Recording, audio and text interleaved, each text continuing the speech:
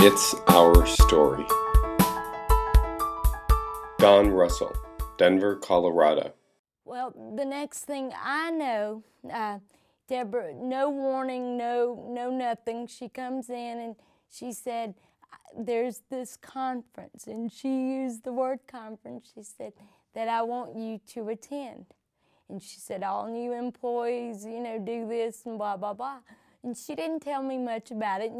Here I am, wanting to be eager and do, and I'm wanting to know about it. And she was very secretive, right? Didn't mean much to me at that time, but now, now I look back and I kind of laugh about it.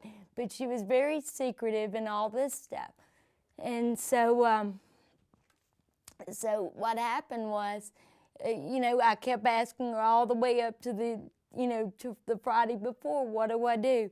You hadn't told me a thing about the conference. And she said, Dawn, do you know how to get to the airport? And I said, yeah. And she said, you can get on the plane. I said, yeah. And she said, you've been to big cities before, you traveled by yourself, right? And she's doing that to me. And she says, all I want you to do is go to the airport, get on the plane, and she said, somebody's going to be on the other side. And they're going to say, are you an ADAPT member? And she said, and your answer is yes, and it'll go from there, So, David, we go to the airport together and everything. And Atlanta, Mark Johnson, he was on that plane, right? Well, Atlanta had a layover in Memphis, okay? And here, what did I see? Now, remember, just 2 months before, I didn't want to work with those people, right? So I'm sitting there, and all of these, people in wheelchairs and everything else was there. And my friend Renee from Atlanta, here this white woman is carrying her black husband in a baby carry-all, okay? In a baby carry-all. And I went, what? And I started crying.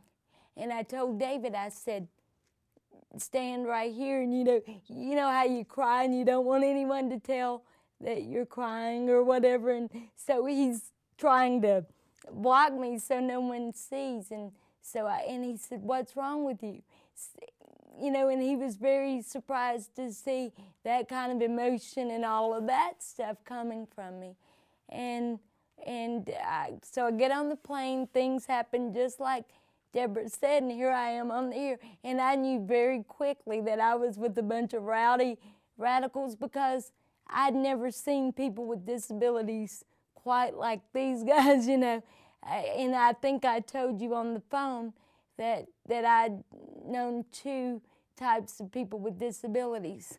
I'd known invalids, and I knew super gimps, and I didn't like either one, right? Here I am just trying to live and do whatever. Well, the little liberal that I am, I considered myself to be socially conscious. Okay, so I go, and things happened, and I was greeted by Mike Allberger, and he made a joke, and he said, so you're Deborah Cunningham. And I didn't know he knew Deborah Cunningham and that I wasn't her and all of that stuff. And I had met a guy from the plane that had never been on an ADAPT action before, but he's wearing a shirt that says, I'm HIV positive. And so we're standing there together, and we meet Mike together, and Kevin says something to Mike about that he's a hemophiliac and, addressing the AIDS issue. And Mike just said, I don't care. That doesn't matter to me, right? And so, that was kind of and I was impressed by that. It didn't matter why he had HIV or anything else, and Mike just made that very clear. Well, so I went to my room, right? And remember, I'm not happy when I leave Memphis at all. And so I called David up and everything, and I said, there are hundreds of people. What's going on, right? And I'm like crying. And he says, babe, why are you crying? And I said, I don't know. And I said, just do me a favor. And he goes, what's that? And I said, promise me you'll stay on this phone until I go to sleep. And I said, if I get out of here, I'm never coming back. I don't know what this is. I don't know where I am, but if I get home, I'm never coming back. And I heard this little tap, tap at the door. And so here I go, you know, and I said, somebody's at the door.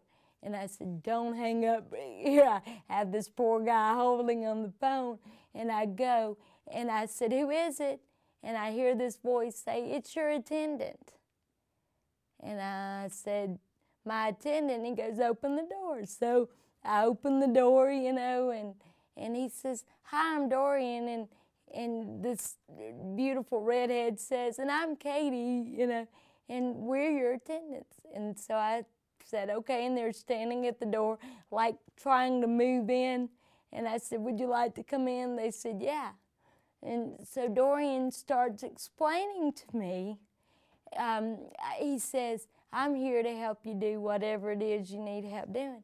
And you know, here I'm still trying to be straight and wiping, you know, trying to act like I hadn't been crying and all that. And I asked him a long time later, could you tell I'd been crying? And he goes, of course. But he said, can I help you? And I said, well, I need some change for a Coke. And he said, you know, I've got all the confidence in the world that you can get your own change for Coke, but I'll get that for you. And he starts trying to explain to me what attendant services was. And he said, what do you need help with? And I told him my shoes. And I remember having an instant relief once I understood that that's what he was there to do, because, you know, it could take me 45 minutes on a good day. Now, I'm talking after I'm dressed and I'm holding my mouth just right and I've scooted, you know, in the bed or wherever I'm trying to dress. I may be able to get on a pair of shoes and I may not. And so instantly I realized that that's what that was. Now remember, my boss had not told me anything because she knew that I needed the impact. You know, she wasn't going to protect me or anything else. And what happened over the years is it was my job to introduce everybody else to adapt. And they didn't have to go cold turkey. But for whatever reason, and she was probably right, I needed that. So that's how I ended up in ADAPT.